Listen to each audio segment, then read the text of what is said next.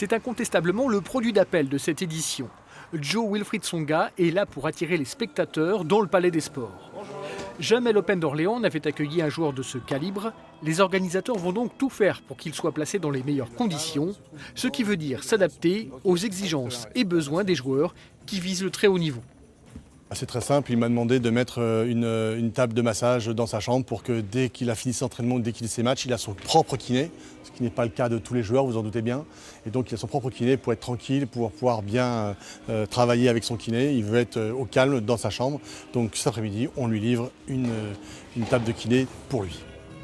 En plus des efforts nécessaires à l'accueil d'une star, le tournoi est aussi obligé cette année, à cause d'une évolution du règlement international, d'accueillir 48 joueurs de simple contre 32 auparavant.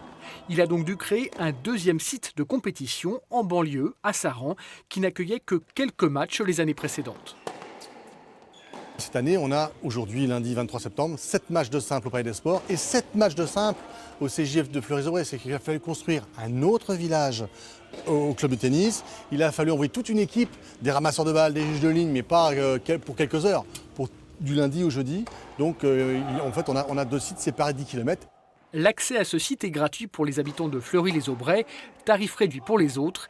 Et les joueurs de club qui tapent la balle sur ce court habituellement auront le plaisir de se dire que des joueurs professionnels sont passés par là.